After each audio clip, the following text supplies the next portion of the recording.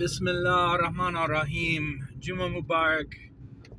Well, it's been a nice couple of days since I last posted on the lament of the 2 years of the Gaza thing, and it seems like maybe Allah does reward sabr in the dunya, and not just after you're dead. MashaAllah. And these widows I talked to, at first they were like kind of negative. they have a tendency, they can be a little bit negative sometimes. These women, they can be a little bit negative, and I don't say, hey, why are you so negative? Because I know why, but this time, I said, hey, you got to let the Knesset or the Hesed, whatever you call it, you got to let them vote on it. They're still killing people, but once they vote on it, then it'll go into effect. And it went into effect, and the same young woman, mother of one surviving child who lost her 2 sons and her husband to a building collapse, she said, hey, it's quiet here. She didn't say, she doesn't use American vernacular. In fact, everything that she sends me is in quotes because she's copy-pasting from a translation software. Isn't that an interesting facet of our time? But she said it's quiet. It's finally quiet here in Gaza. There are no bombs falling, and it's weird. It's weird to read it, and it's weird to say it. But mashallah, here we are. And there's going to be a rush of aid. We're finally going to get into the 600, 500, 600 trucks a day regimen.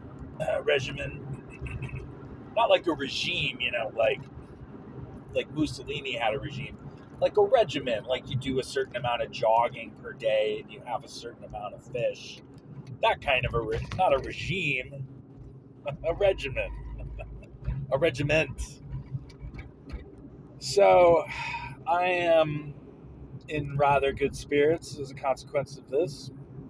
And I am thinking of Mark 10, which is what led me to be a Muslim, when Christ, Messiah, sallallahu alaihi wasallam, denies being God, because only God is good. Why do you call me good? He's not being coy. He's being a Jew. He's being monotheistic. And then tells the guy that you following the laws is good. That'll help you to get into the kingdom. So it's not a creedal thing. It's based on deeds. And obviously the creedal thing is in the foreground because they're all Jewish. So, okay, let's not jump to conclusions. And then he says one more thing. Sell everything you own and give it to the poor. And the guy is like, not that into it. And he goes, it's easier it tells the disciples afterwards, it's easier for a camel to pass through the eye of a needle than for a rich man to enter the kingdom. And then later on in a sermon by Clement, this may be pseudo-Clement, it's hard to say, even if secondary sources are authentic, but it was later, the historical record sort of backs it up, that the Christian scholarship later decreed you don't actually have to sell everything because, then everybody would be begging and nobody would have anything to give. You need to have a certain amount of capital, a modest primary residence, some working capital for your store's inventory, your mule to lug that inventory around. You need a little something in the way of assets in order to generate cash flow and have supply chains and have an economy. So, and then you have like Christian leftists who will say, no, you really have to do it. And like the Essenes of Qumran before them, which did not directly influence Jesus, Islam, but probably did influence John the Baptist, Islam. And then Jesus sort of was initiated through that movement. So you get a few degrees, you get more Hillel influence, this more liberal Torah interpretation. And you get, this spectrum within Christianity where you have your Christian nationalists driving SUVs, not really even, they're like mad that the government would force them to do charity with some of their tax dollars. They're cool with military spending. And then you've got, obviously, your full-blown Christian communists, and you got everything in between. So I'm grateful that I've been able to exhaust myself financially, inshallah, right on the cusp of a major breakthrough in what I've been working on, where I suddenly become perhaps wealthy or rich. That's not well. I don't know about wealthy, but rich maybe. And then I can continue in this procession of extending my field of dependence, inshallah. And actually doing it, because this line in Mark is the impetus for the whole Pauline, well, you can't really follow the law, it's more about works. So that's what you get in the authentic Paul. And then in Ephesians, this is pseudo Paul. This is not actually Paul.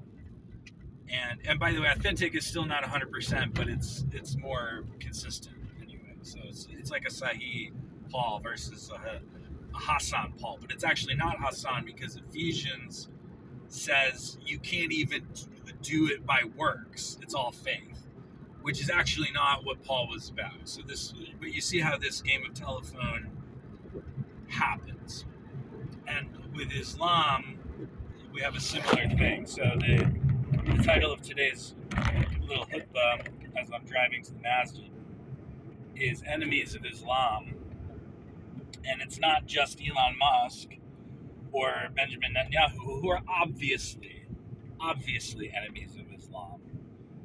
And it's not just, Mohammed bin Zayed, the Emir of the Emirates, who is not, it's not looking great for them as far as this goes. But maybe it's less obvious, but it's not looking great. But in the procession of how these traditions evolved, what I would consider to be the Shafi of Christianity was Irenaeus, with his compilation entitled Later Against Heresies, in which he gets out his sectarianism cudgel and starts whack-and-moling every little splinter group that there was. And some of these are pretty weird, and their weirdness their decadence may be exaggerated. But, okay, fair enough, if they were doing, like, Gnostic orgies and things of this nature, then sure, you can denigrate that. We learn about Marcion. We learn about a whole lot, actually, by way of scorn in this text. And in this fashion, we really get the great filter on what was a Cambrian explosion of diverse Christianities in the 2nd century, towards the end of the 2nd century. And they're still not fully Trinitarian. This is consubstantial, etc. This is more of the next 100 years formulating, and then codified later, another 100 years hence, in the late 300s. So it is through hatred, because, Irenaeus is not going on about how bad the Roman Empire is. The Roman Empire is still polytheistic and, not on Christian ethics, right? But he really hates these other Christian groups. And you do see this in what would be called the authentic Pauline letters as well, where he's beefing with the Sahaba. He's beefing with the apostles, right? So this current of sectarianism becomes a motive to codify sharply drawn lines in which an ecumenical Big Ten can be staked like 9-inch nails through the wrists of the Messiah, where there is a bloody exclusion, and this is what defines the boundaries of the tent. And then the people are led to become refugees from the purity of the message and live in the tent, as the people of Gaza were forced to do, if they were lucky enough to have a tent. Like $500 after commissions, so like $700-ish to get a tent. So we did, with me and my friends, including a Catholic fellow, were able to provenance a couple, and it's not cheap. So I guess having a big tent is better than being out in the cold, like say a Carmatian or a Sethian or something like this, or a Quran-centric Batini Mutazili with Angelic emphasis. And so with Imam, I really dislike to call him an Imam, but with Al-Shafi'i, we get the codification of the modus operandi of what will eventually become Sunni Islam. But that will take, as with Irenaeus, that will take another couple of centuries hence, where in the 1000s you have Hanafi emirs in Central Asia calling Shafi'is people of the book, because they're bringing in so much superstitious da'if, what they would consider to be da'if hadith practices, that they're relatively speaking Quranist, not literally, but they're sort of, they consider themselves to be real Muslims, following the Quran with this more flexible Hanafi fiqh, and the Shafis are like walking into the bathroom funny, and they're like, yeah, they're people of the book. They're kind of, they follow the Quran kind of, so that's the book, and they're people of it, but they're not like really following it like we are. And then with the Mamluks, you got this idea that the Sahaba are like not infallible, but infallible light.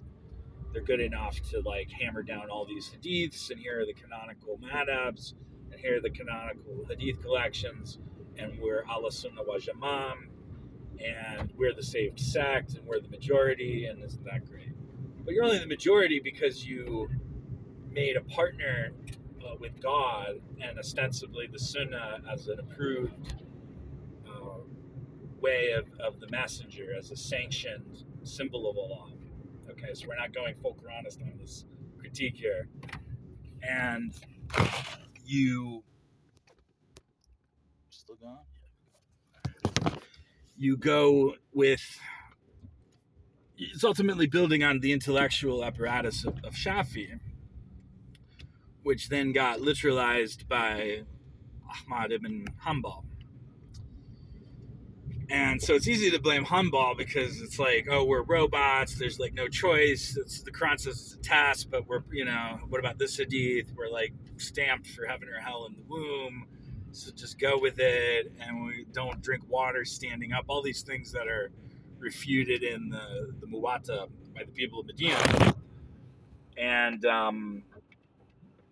it goes on, but so it's easy to look at that and say, this is a bit much for me.